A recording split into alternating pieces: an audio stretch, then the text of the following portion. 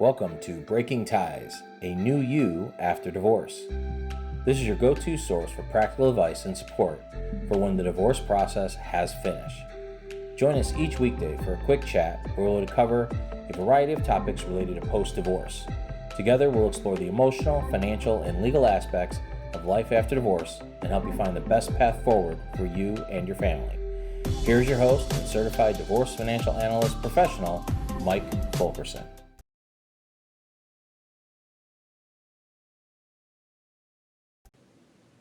Hello and welcome to the Breaking Ties interview series where we talk with a professional who assists those getting through and moving on from the divorce process.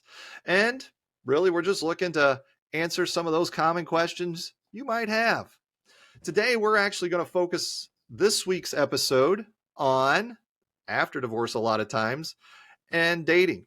So I'm your host, Mike Fulkerson, financial advisor and certified divorce financial analyst professional. And with me today is Patti Warsaski. And Patti is a dating coach and the owner of A-Game Dating Coaching for Men and Women. This is going to be a fun week, I think. I think we're going to get a lot of great information. Welcome to the podcast, Patti. Hey, Mike. Thanks for having me on here. So for our listeners, just a little background. I've known Patti for a long time, and Patti was my dating coach after I got divorced. And I am still with my girlfriend, and we're having a great time as we've both moved on from a divorce. So I can't say enough about Patti and your service, and I appreciate you, Patti. Thank you. You were very fun to work with. So when we look at some of these post-divorce dating things, I know I've gotten the questions, and I know a lot of people have questions on, how do I know if I'm really just ready to start dating again after the divorce process? And so what do you got for us? So that's one of those things that there's no one size fits all answer to. Everybody processes their divorce so differently. Some people have even compared it to a death, where they'll say, I didn't know it was coming, like an unexpected death. And so it takes them a little more time to digest what's happened, and they kind of have to get through like a mourning process. Other people who may have initiated the divorce are clearly very happy to move on. They just want to go on with it. But I think one of the worst things that anybody can do is feel peer pressure to date too soon. Friends and loved ones are so well-meaning, and they want to get you back out there because they want to see you happy, but it's not always the right timing. So it really goes down to, listen to your gut on it. If you really feel like you're just not there yet, whether you need that time to process or mourn, if you will, or just time to organize your life again. A lot of times people come out of divorce, they're no longer living in the same house. You, of all people, know their finances are greatly affected. So they need time to regroup. So the right time to date after divorce is when it feels like the right time. And the best way to put off kind of those well-meaning friends and family is to just let them know that you are really trying to just become your best self before you get back out there again. And I think everyone kind of accepts that answer. They understand that. So they back off a little bit. Yeah, I think you're absolutely right. I mean, there isn't really a timetable, and you shouldn't be pushed into a timetable because dating too soon can actually have other consequences. Or even pushing yourself into a timetable, thinking that I want to move on from the past, so I'm going to start my future. Because it's just kind of a recipe for disaster. You'll just be pairing up with the wrong people. Yeah, exactly. So as we're looking to, kind of rebuild ourselves after the divorce process and becoming single again, what are some tips for building self-confidence, before you put yourself back out there, and get it back into the dating scene? Oh, I think one of the greatest things that you can do to build self-confidence is to do a self-evaluation. And I know that might sound initially like that's really harsh because, like for women, we look in the mirror and we say, oh, too many pounds here, or I don't like this. But not a self-evaluation in a negative way, a self-evaluation in a really, really positive way. Look at yourself and kind of think about what you bring to the table. Know what you bring to the table. I think if you don't go into it knowing what you have to offer, you won't have that confidence to put that out there, whether it be in an online bio or in a chat or in an in-person meeting. confidence is sexy, right? Everybody says that. It's been said forever and ever. So in order to get yourself to that point where you're showing an appeal to another person, you've got to be comfortable in your own skin. And I always have said, and I'm sure I said it to you as well, you cannot be half of something great if you are not whole with yourself. So it's important to just do that self-evaluation. Think about the things that make you happiest. Think about the things you like about yourself. Think about the things that you know that another person would look at you and appreciate, whether it's you're a kind person or a person that doesn't like conflict and drama, or a person that is a giving person. One of the things I can do and recommend, and I'm sure everybody's heard of the book, The 5 Love Languages, I would say take a minute and read that book, because a lot of times when we've been in long-term relationships or marriages, we've settled in over the years, maybe got married when we were in our late teens or 20s, and of course you evolve with age, but the last time you really thought about who you were to another person was maybe when you were 20 or 25. Mm-hmm. So look at who you are today. Look at how much you've grown today. Look at the things that you now can offer another person through life experiences, through what you see that you want to give into a relationship because it's what you want back from a relationship. So self-evaluate. And when you see that you have more positives than negatives, we all beat ourselves up. But when you realize you have more positives than negatives, that pros list is far longer than that cons list.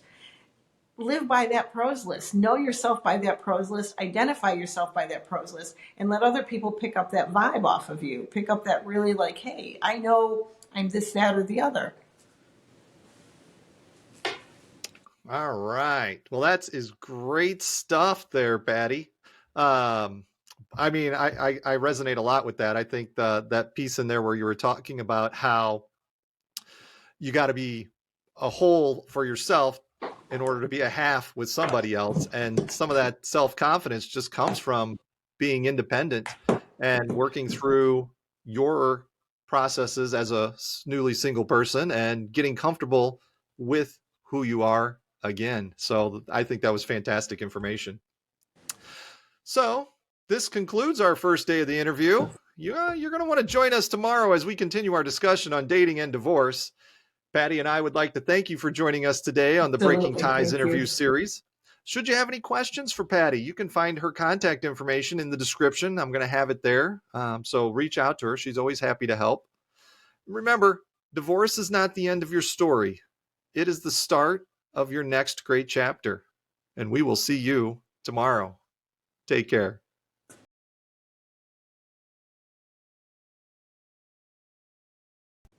Hello, and welcome back for day 2 of the Breaking Ties interview series, where we talk with professionals who assist those getting through the divorce process. And this week, we're actually looking post-divorce for most of us as far as moving on through the dating process. And with this, we're going to go over some of the common questions you have all week. So with me today is Patti Warsaski.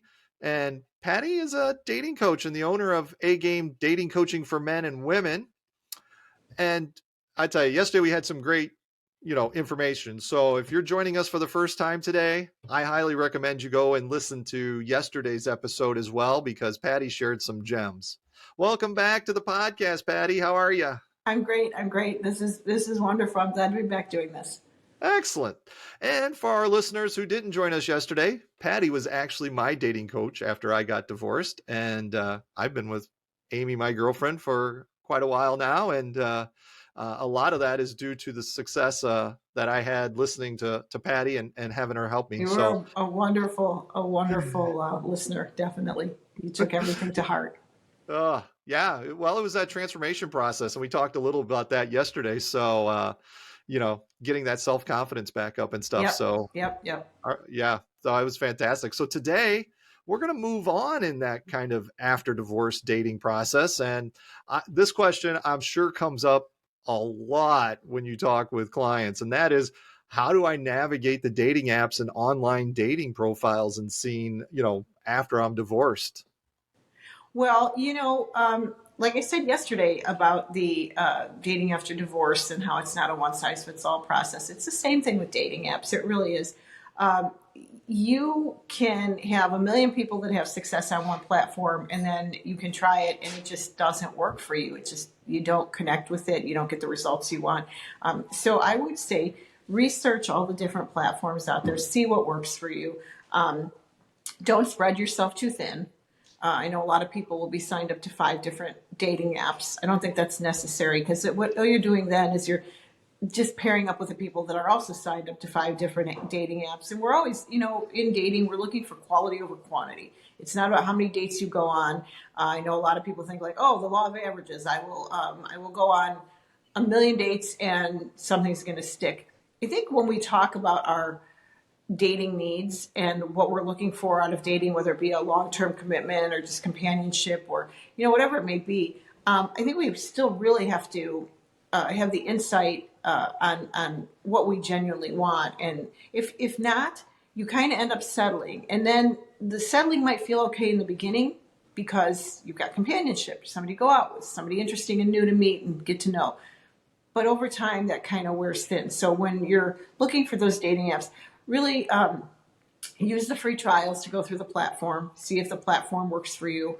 Also, talk to friends. You can ask who's had success. It doesn't necessarily mean that that's the right one for you, but people are very wonderful when it comes to sharing stories and the pros and the cons. Someone will tell you, well, if you use this app, you will have to answer 1,000 questions. Or if you use this app, you need to do this or that, or it's only the women choosing, or, you've got to just find what fits for you. Try a couple, do the free trials. If it doesn't work for you, move on to another one. There are obviously the big ones that everybody knows, people have success with. So if you want to start there and then kind of funnel down to what's more personalized for you, that's why dating apps like marryafarmer.com exist, because people look for different things. If you're an adventure seeker, there's dating apps for people that seek that, or a traveler or something.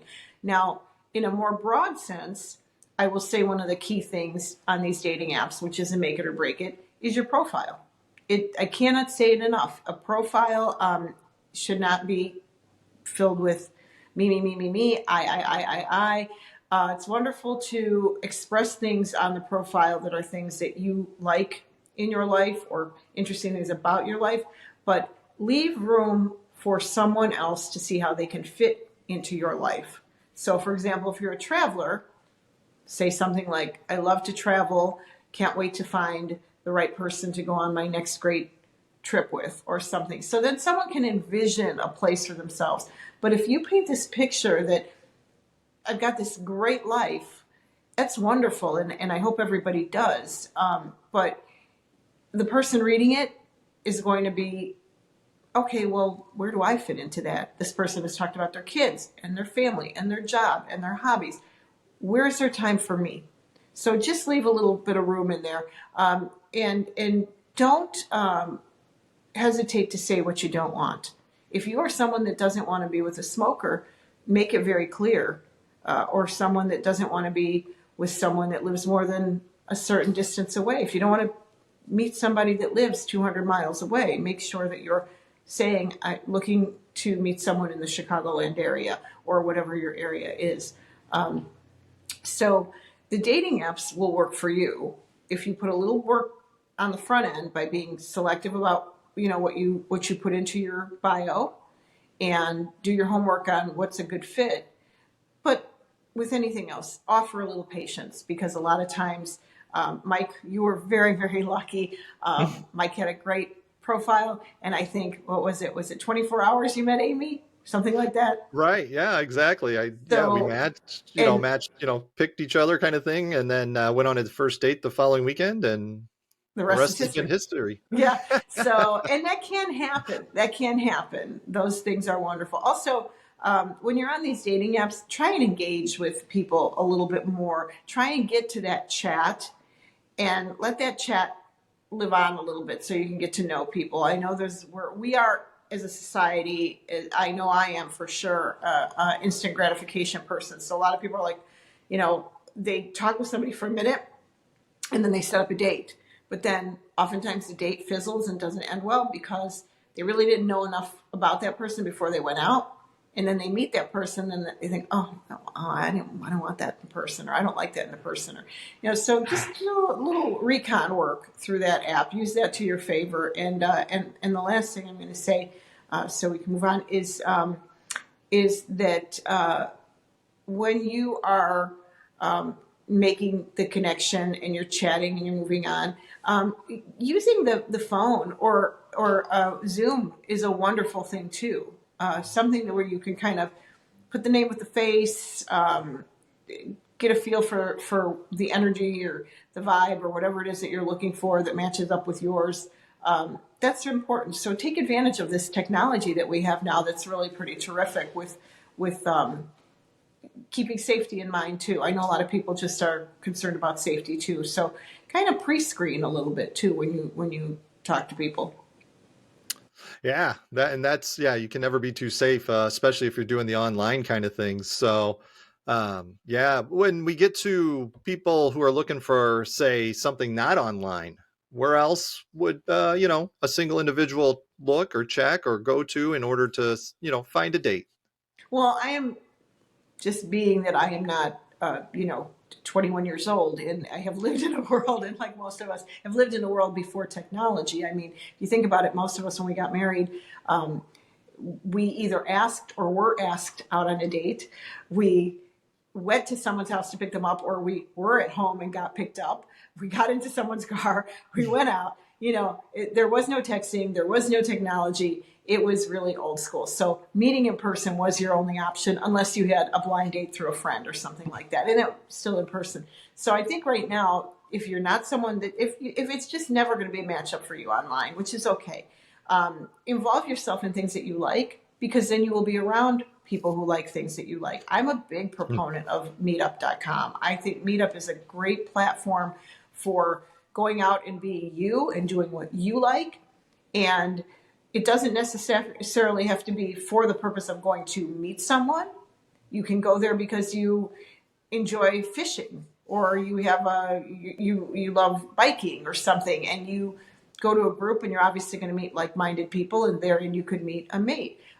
There are also different groups that are specifically for dating that you can go, and it's just single people going to events.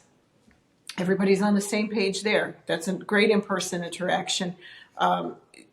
There's also be open to, if the timing is right, if a friend says to you, hey, I have this friend, or I know this person, or I have a neighbor, I think you guys might hit it off. Be open to that. If you feel like you don't want the pressure of the old traditional blind date, see if there's going to be an event where that other person is going to be at. Maybe your neighbor or friend or family members throwing a party, and then you can get to know each other that way too. And let me tell you, smile wherever you go. Have a smile, because you don't know, there is really, I don't know if there's statistical information on it, but there is a lot of word on the street that a lot of people meet at the grocery store or other places, standing in line at the post office. You just never know who you're going to encounter, ever. So be that person with a smile on your face. It's good for you. It's just a good way to be. But when someone else sees that you're a person that looks like a happy person, they gravitate towards that. So you just might be able to attract somebody when you least expect it, just by being a person that seems like you're in a good place and happy, and just showing that you're approachable. Yeah, boy, and that's really good information, because not everybody is comfortable with the technology online and how to use a dating app and stuff. And so some people just prefer the old fashioned face-to-face handshake, hug kind of thing. And, you just see where the night plays out. Yep, absolutely. All right. Well, this concludes our second of 5 days of the interview with Patti. So please join us tomorrow as we continue our discussion on dating and divorce. Each day's got new questions. So come on back and join us again. Patti and I would like to thank you for joining us today on Breaking Ties, the interview series. Should you have any questions for Patti, I'm going to put her information over in the description so you can reach out. Patti's always happy to help. And keep in mind, divorce is not the end of your story. It is the start of your next great chapter. And with that, we will see you all tomorrow.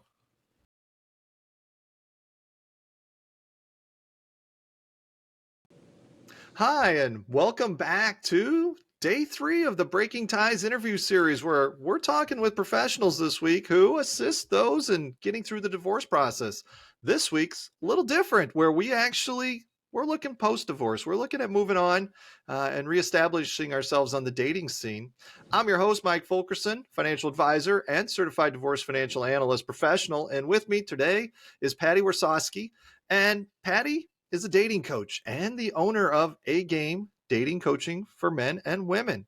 And I tell you, we've been getting great information all week from Patti. So if you are just joining us today for the first time, you got to go back and check out the first 2 episodes, because we had some great information being passed along by Patti that I think you'll really enjoy. Welcome to day 3, Patti. How are we feeling? Great, feeling really great. It's a wonderful series you're doing. Yeah, well, it's only beautiful because of the information you're sharing with our listeners. I appreciate that. I tell you, it is really good stuff and really helps out a lot of people.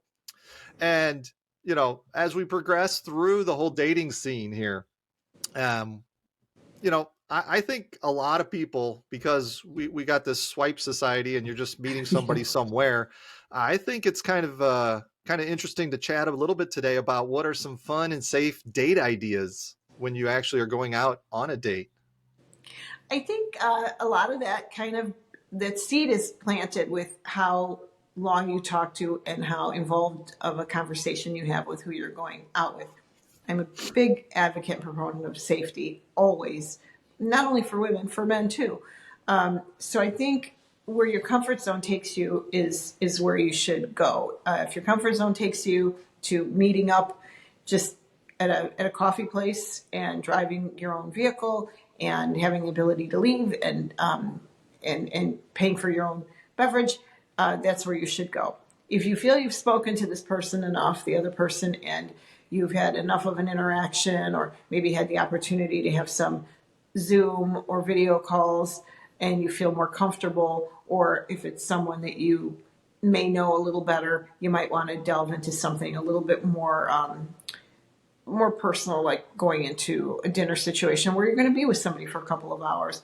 But I would say, as far as just ideas, I think if the weather allows, I think a walk is a wonderful thing for a first date. I think it just gives you the opportunity to just kind of be free and easy. Everybody's kind of relaxed on a walk. I think a group activity is great for safety. Yesterday I mentioned meetup.com. They do a lot of activities. If you suggest going to an activity together, a lot of times there's live music, which is wonderful for a date. You can do something where you're among other people and you feel safe and you feel comfortable and there's something to talk about. That's the other thing, is try and do something where there's something to talk about.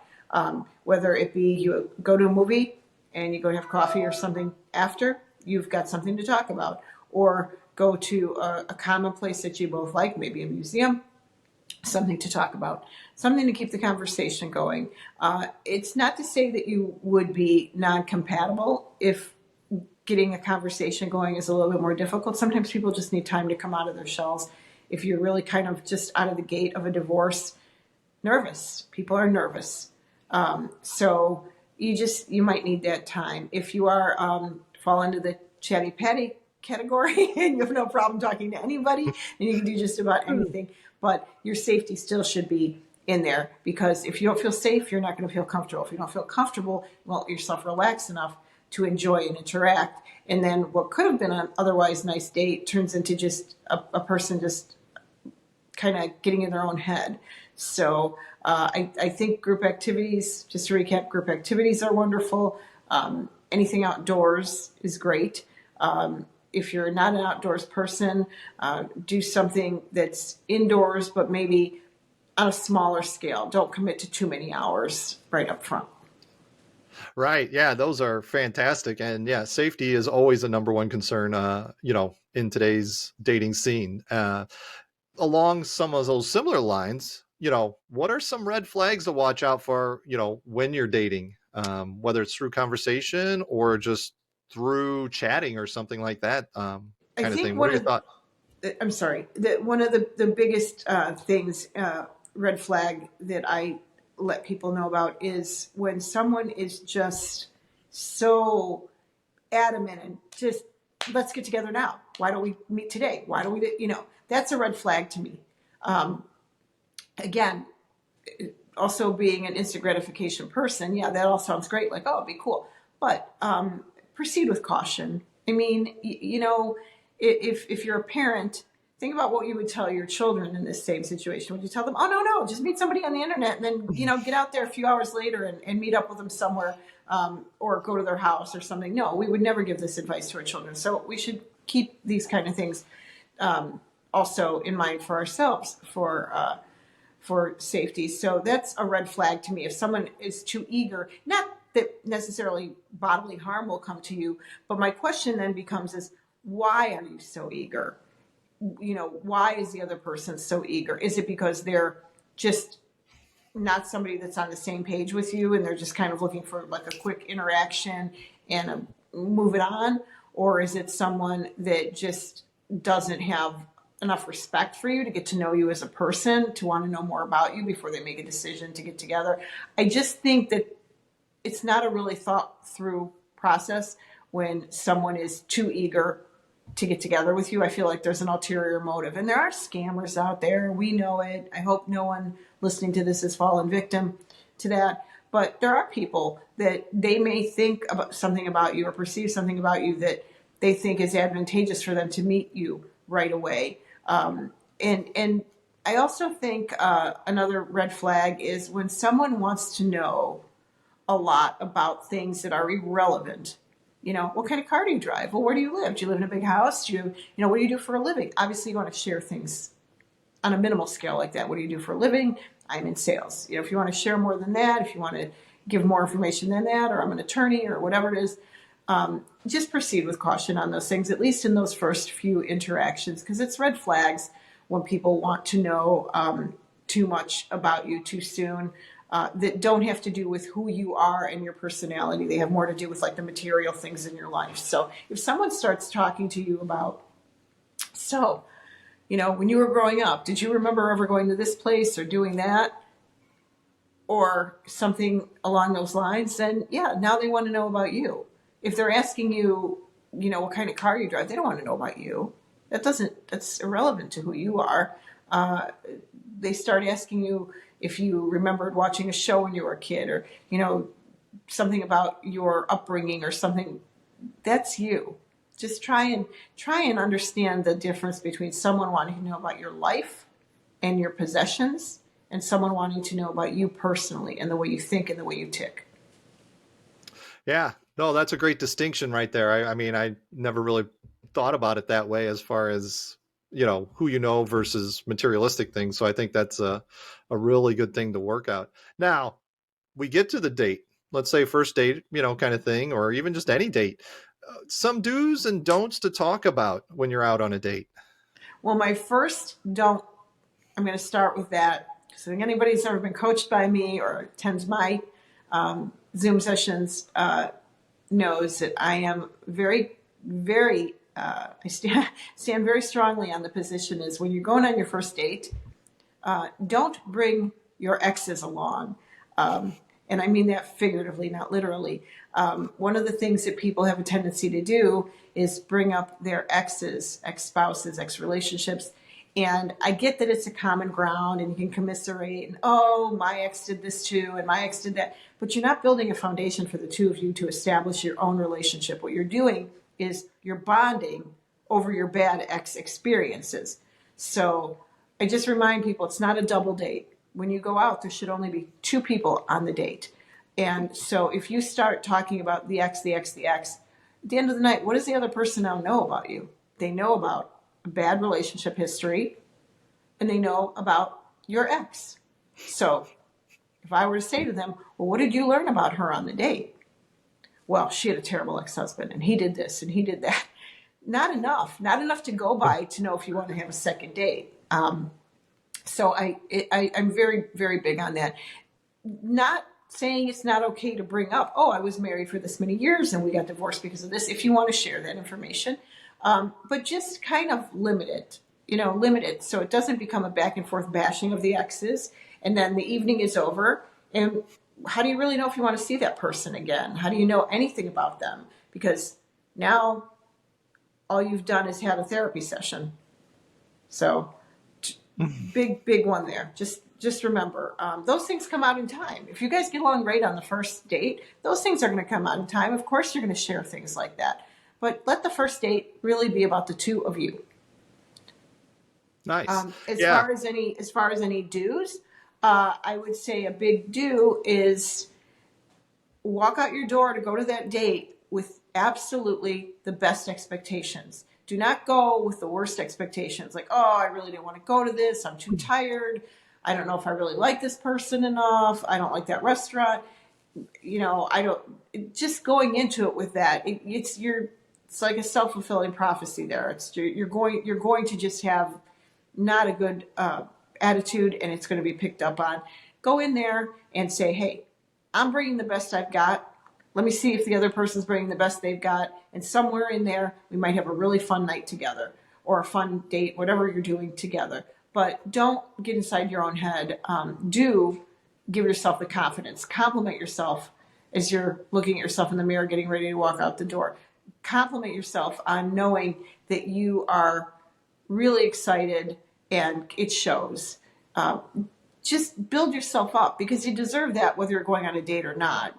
Always be comfortable in your own skin. So do try to remind yourself that this other person saw something in you and they liked it enough to create this dating situation with you.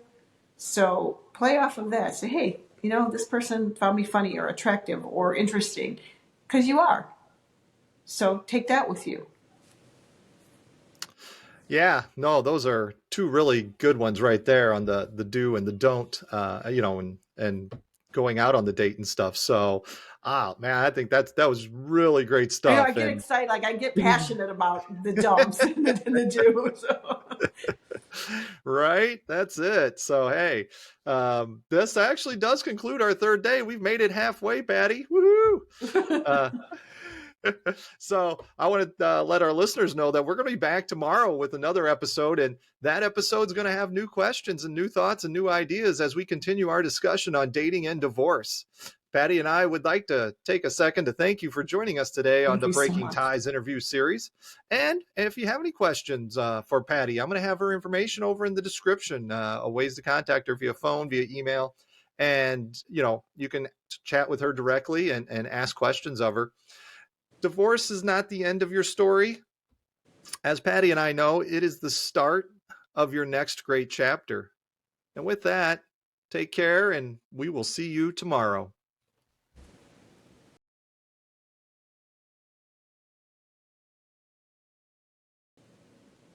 Hello, and welcome back to day 4 of the Breaking Ties interview series, where we talk with a professional who assists those going through the divorce process, and more specifically this week, moving on after the divorce process. So we're looking at, answering those common questions that you're likely to have with a professional and get some great information out to you. I'm your host, Mike Fulkerson, financial advisor and certified divorce financial analyst professional. And with me today is Patti Warsaski. And Patti is a dating coach and the owner of A Game Dating Coaching for men and women. So we've already got some great information. So if this is your first time this week listening with us, I encourage you to go back to the previous episodes. What are we on? 4 of 5. So go back to number 1. Each episode is going to have a different set of questions that Patti is answering. And let me tell you, you're going to find the information to be fantastic. Welcome back to the podcast, Patti. How are you? I'm great, Mike. This is just such a wonderful experience. Thank you. Good. Well, I know our listeners are just soaking up the information because what you're sharing, it's just real stuff. And I think that, you don't get that. It's kind of refreshing in this day and age. Yeah, we just want to be practical and like you said, real and practical and helpful because there is a moving on process, as you know, mm-hmm. I enjoy being part of that process for people. It's really great to be a part of their evolution. I feel really honored to be able to share that and to see that and to help them through that. Yeah, and if this is your first time listening, I've mentioned it on previous episodes. Patti was my dating coach. And my girlfriend Amy and I have been going and dating for a long time, and moved on after each of our divorces. And I couldn't have really done it without Patti. So I appreciate that, Patti. You're very welcome. All right. So we've been kind of walking through the dating cycle and process this week. And so kind of the next common questions that pop up in this episode, we're going to start with, what kind of signs can you get that another date should be on the horizon? Or, maybe you got to consider some things and figure out if it's another time for another good date. Yeah, that's a really fantastic question, because a lot of times people automatically assume, well, if I had a good time on the first date, I should go on a second date. And that's a big component of it. But there's also a little bit more to take into consideration. A good time is a good time. But throughout that first date, did you look at that person in a way where you saw them as somebody you want to explore dating with? Or did you just have a really good time because this is a person you could have as a really good friend too? Assess that. And if your gut tells you that they possess qualities that you have been looking for, certainly don't shut it down. Pursue the second date. We all are, first of all, just in general as people, we're all a work in progress. We all evolve. And so just in that same way, so are relationships. So the first date could be fun, and the second date may not be as much fun, but it doesn't mean don't have a third date. It just means kind of look at what you're learning about this person, and does it align with the things that you are looking for yourself? If you have a gut feeling that tells you like, no way, don't do it. Don't be uncomfortable. There are a lot of scenarios out there where somebody says, well, I didn't really like him on the first date, but I felt bad. I didn't want to say no to a second date. And then they have the second date. The second date is totally different and wonderful. And they go on to have relationships and marriages even. And that is because sometimes you need to keep in mind that often people will be very nervous on that first date. So you could have that great first date where everybody's laughing, having a great time, and it's wonderful. But there's other first dates where somebody might be nervous, and it shows, and it's coming across as maybe being not interested or distracted or something. So just look at the big picture. Don't look at like, well, he barely talked during dinner, or she, doesn't seem interested in me. Could be nerves, could really be nerves. So at the very least, if you're not going to go on the second date, or you don't think you're going to go on the second date after the first date, have some more interaction. Doesn't have to be in person, doesn't have to be a date, but maybe have a Zoom, talk on the phone, even exchange text messages. Just something more to see if the demeanor of the other person has changed since the first date. They may be super comfortable in that chat, and you decide to go out with them, and then in person, they're all clammed up. That could be nerves. Go back to the other way of communicating, go back to the chat, go back to the phone conversation or something, and see if you revisit that same person you met in the first place. And if you do, realize that was just nerves. Give it another shot. You'll probably see a different persona than on that first date, because we all tend to get scared.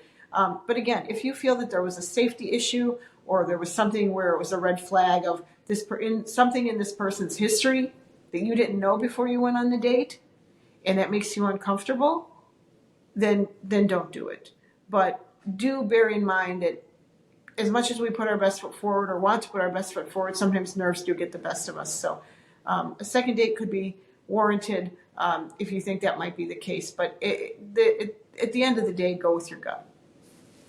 Yeah, that's always sometimes the best advice is just your gut feeling and whether or not that works. Now, let's say we want to go on a second date, but the other person just isn't quite into us. And how do we handle with rejection while dating? Well, first of all, the word rejection, so many people just look at it as like it's the most negative thing and it's terrible. Nobody wants it to have happen to them. But rejection isn't always terrible. Rejection often is a clearing of a path for you to move on to what is right for you, instead of pursuing something that was never right for you. And people can reject for their own reasons. Do not take it personally, unless someone flat out comes out to you and says, well, you know what? Somebody say to me, you know what, Patti? I decided I don't like brunettes. Well, that's not going to change. So that's not on me. That's on you. So see where it's coming from. if you are baffled because you thought it was a good date and they're not interested, again, remember, you don't know everything about them. You don't know every aspect of their private life, and you don't know where their thoughts are. Maybe they were one of those people that we talked about in day one, where we said a well-meaning friend or family member kind of pushed them to get out there and date, and they just weren't really ready to date yet. So they're coming back and not pursuing more with you just based on that. A lot of times we don't have a way to know what the reasons are why there is no second date, which is why I tell you, just do not take it to heart and take it personally. And again, going to day two's, I think it was day two's topic, have confidence in yourself. If it didn't work out with this person, that's not your person. It's not your person, and it's not going to be your person, no matter how much you want that second date. It's a two-person dance we do here, so both people have to be on the same page. If one isn't, move on. Just move on. We are not in a population, we're not in Alaska where the male-female ratio is all messed up, or we're not in a population where if you don't date, you'll never date again. These opportunities are going to keep revolving around you and coming. So take those with confidence instead of letting your confidence be questioned because of somebody else's choice. Yes. Yeah, absolutely. And that's great stuff. And like you said, I think the main thing to realize is you're not always going to be on the same wavelength as the other person, and they may have a different viewpoint from a different angle that you're just not familiar with. So, it's a situation where you shouldn't really necessarily always beat yourself up. Absolutely. Don't do it. In that particular case. So now the dating thing's heating up or whatever. I mean, are there some signs that perhaps someone's rushing into a relationship too quickly? I mean, or maybe it's coming from the person you're dating. Yeah, it can come from both sides, actually, and it comes from a lot of different sources.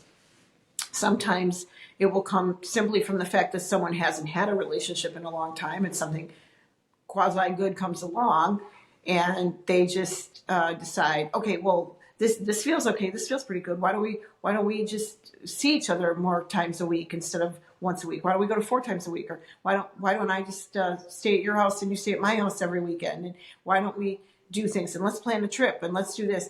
And that over enthusiasm sometimes is a huge red flag. A lot of times it's somebody that maybe in their own life a little hungry for that interaction. So it's not necessarily saying, like, let's say Mike, let's say it were you and me. It's not me saying to you, Mike, I really want to spend time with you. I am really enjoying getting to know who you are.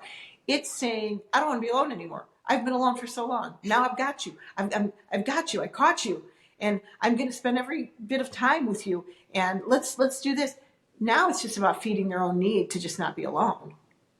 So you don't want to fall into somebody else's, just convenience person.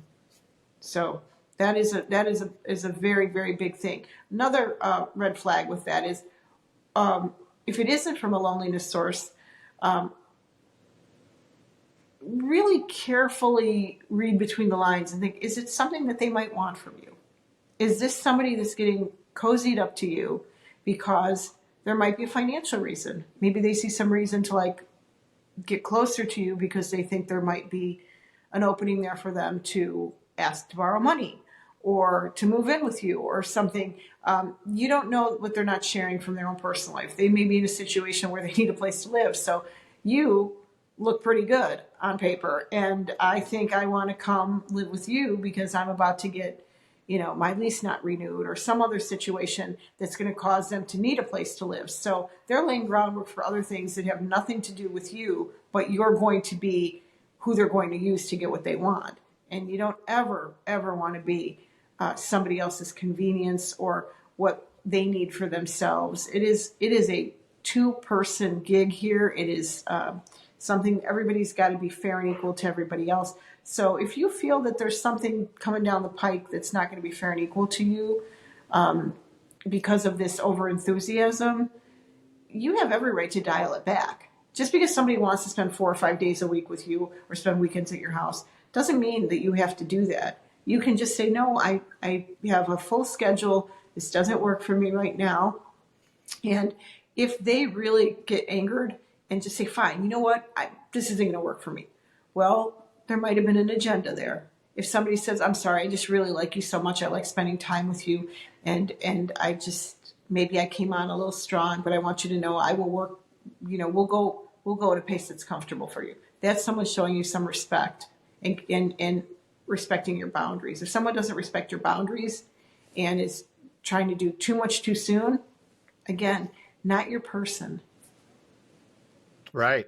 Exactly. And, it goes back to what we talked about previously with regards to it takes two wholes, when you become a half, you need to be kind of an independent person. But You cannot be half of something great if you are not whole with yourself. So just make sure you are comfortable in your own skin, feel good about who you are, feel confident about the choices that you're making, not let those choices be made for you by an overly enthusiastic person that you've just met that wants to move things along too fast. If it's not your comfort zone, it's not your person.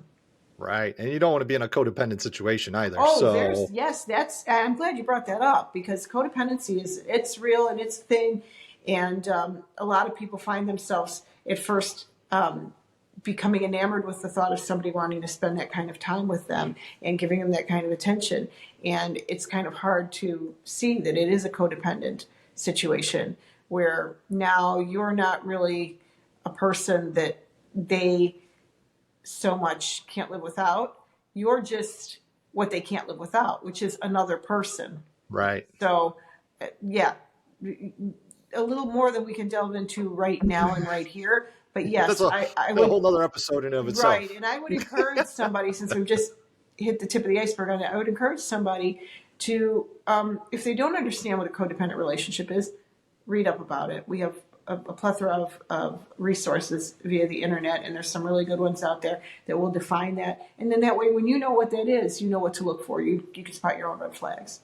Right, exactly. So, yeah, that's a fantastic day today on the information. This is going to actually wrap up our fourth day of the interview series. Going so fast. Exactly right. I mean, it does. It's so great and it's so easygoing. It's fantastic. So, but we want to invite you to join us tomorrow as we continue our discussion on dating and divorce. Patti and I would like to thank you for joining us today and on the Breaking Ties interview series. Should you have any questions for Patti, I'm going to put her information over in the description so you have a way to reach out to her and ask those questions that might be more personal in nature. Divorce is not the end of your story. As Patti and I know, it is the start of your next great chapter. And we will see you guys tomorrow. Take care.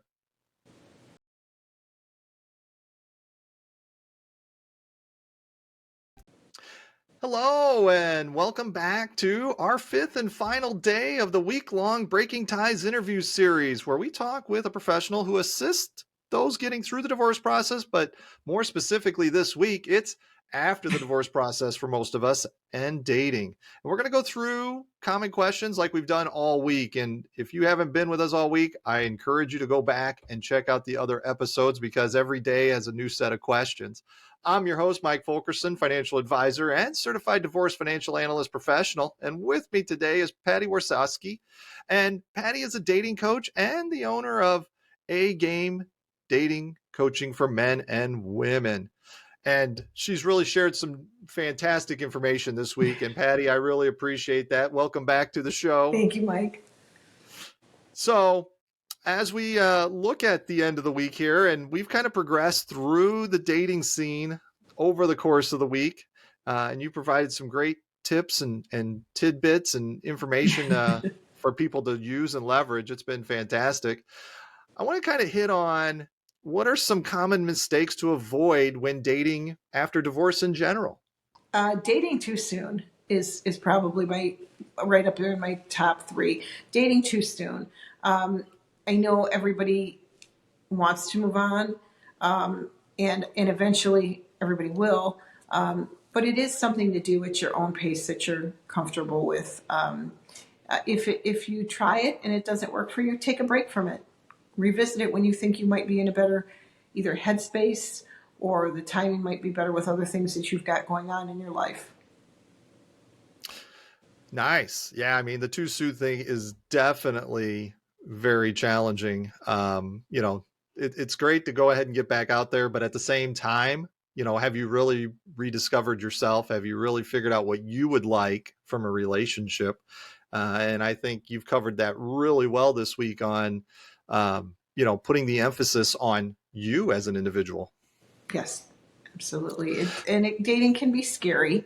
So I don't want to overlook that fact as much as I am a very positive person about people getting back out there. And I love helping them, whether it's with their confidence building or with image consulting or helping them know how to overcome objections or just helping them kind of bring themselves up to speed because maybe the last time they went on a date was 32 years ago.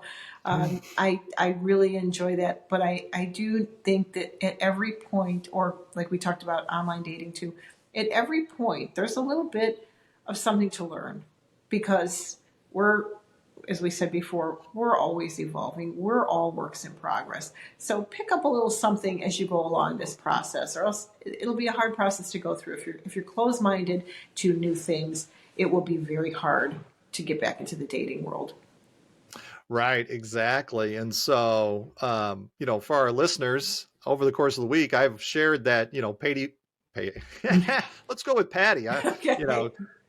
Was my dating coach and helped me with reaching my girlfriend of a number of years and actually just being happy in that. And so the service that she provides is actually well thought out and actually forward driven for you. The coaching client kind of thing. But I remember, one of the things that really sticks into my mind back when Amy and I started dating was when I shared an experience I had when we went on our first date, and that was how time seemed to just slow down. I remember. And I didn't really have a term for it. You said you felt like you were in a bubble, like your own bubble, the two of you. A time bubble. Yeah. So, I felt like, we were out for a couple hours, but it felt like 4, 6, 8 hours. It felt like a long time, but not a lot of time has passed. But it felt like a long time in a good way. In a great way. Yeah. Absolutely. It was just one of those things I had never experienced before. And they happen still off and on. I love hearing that. Depending on, where we're at and what we're doing, where time just stretches and you just enjoy every moment. And you're kind of thinking like this thing's going to wrap, like we're running out of time, and you check your clock and you're like, wow, gosh, it's only been like 10 minutes, but it's felt like 2 hours of just quality time that you spent together. And so for me, part of it was learning just some of that compatibility and synergy that you have with the other person. Right. Because you look for that. And really, coming out of a relationship that culminates in divorce, you're usually a person that has spent the last year, 2 years, 3 years, 5 years, 10 years, depending on your situation, where your previous partner, your spouse, you had a different dynamic, than you have with somebody new come into your life, because maybe the dynamic has just broken down in the marriage and that leads it to divorce. So there's not a lot of compliment giving. There's not a lot of praise. There's not a lot of smiling and laughing and enjoying activities together. That kind of has fallen by the wayside. And that's why you're in the divorce situation. So when you meet somebody new, as Mike did with Amy, and I know Amy, and she is an absolute doll, you now are learning to navigate a new dynamic or a new way of existing with another person. Because, like when you met Amy or somebody will meet somebody else, you get into those wonderful time bubbles and like you're in your own little world, and there's no fighting there. There's no, making decisions about kids and futures and college and finances. And it just, there's so much heat off of you, and you can really just focus on who you are and who the other person is. And that is something that I really like to share with people, that shut that part out. Shut that part out when you are meeting somebody new. If Mike had not shut that part out of his existence in the dating world, if he just kept thinking about whatever it was that created a divorce situation for him, he would have been in that same situation on that same date with Amy, but he wouldn't have been present for that moment. And same with Amy. they were present and they were there for each other and they were able to just enjoy each other. And that's why I said what I said yesterday about the first date tips. Don't bring your exes on the date. Don't talk about your exes, and certainly not more than necessary. You will not find yourself in that feeling of, I don't know, how would you describe it? Just kind of a almost surreal like happiness. Right. If Yeah. it's any more than just the two people that are on that date. And you guys are fully able to immerse yourselves in getting to know each other. And that's so key. That's so key. And don't even talk about your people at work that are a pain in the butt. Don't talk about your job that you dislike or projects that you have coming up. Shut that all out. Just give yourselves permission to just enjoy each other. And it becomes a lot easier too, from coming out of another relationship, to learn how to engage with another person on a level that's not the level you engaged in with your spouse. If you had a spouse that always wanted to, be combative, and you're now on a date with somebody that's not combative, don't react defensively. Realize that you don't have to be the person that you were. Mike talks about the new chapter. I like to say, don't build your new house with the bricks from your old house. And it's just a nice existence when you can focus on what's new and what's coming and what to anticipate. These guys sure did, and it worked out wonderfully. I just like to remind people to remember that the dating is for you now. It's not for your past. The dating is for your future. Yeah, and those are some killer final thoughts right there. I mean, that was really well put together, Patti. And I know I appreciated your services, and if our listeners feel like Patti's coaching services are for them, you have more personal questions, or you're looking for pointers and tips and things that are very specific to you, I recommend you don't hesitate. You reach out to Patti, you let her give you a hand. You look at her services and what she offers. There's a whole lot out there, and that information is going to be in the description. So you're able to then reach out to her and make sure, that both you and Patti are a good fit for her coaching services. Right. And I don't, I, as much as I love to share my experiences and learning, I can't do like a Dear Abby thing with just, back and forth ping ponging questions. But what I could do is, and I do, is sit down, have a consultation, see if we're a really good fit for someone's needs, if I'm a good fit for them as a coach. And then we move on from there. I do have a website that does outline some packages, but I do a lot of custom packages because not everybody might need everything in a bundled deal. So I can certainly listen to what you have to say, listen to your concerns, see what your goals are, and just help you best achieve them by setting something up that will work for you, both time and different services. We can a la carte things and put them together to make something great to get you on your way to. Absolutely. And with today's technology, I mean, you're just a Zoom meeting away from getting somebody. You don't actually have to be way out there on, in person or anything like that. Just, you don't have to be completely local. So this is actually going to end our week-long interview series with Patti. If you haven't seen the previous days, I really encourage you to go check out the rest of the episodes from this series. I mean, the information was absolutely fantastic. And we're going to sign off for the last time today. Patti and I would like to thank you for joining us all week. We appreciate you, viewers. Yes. And this has been the Breaking Ties interview series. And like I said before, if you feel Patti's coaching services are for you, then go ahead and check out her information in the description. She's always happy to work with lots of people. And divorce is not the end of your story. It is the start of your next great chapter. And we'll see you on the next episode of the podcast. Thank you Take so care. much, Mike. Thank you. You're welcome, Bye-bye, Patti. everyone. Have a great day. You too. We want to thank you for listening to this episode of Breaking Ties, a new you after divorce with Mike Fulkerson. For questions, please reach out to Mike via email in the description or give him a shout at 630-444-1410. Remember to to subscribe, like, and follow.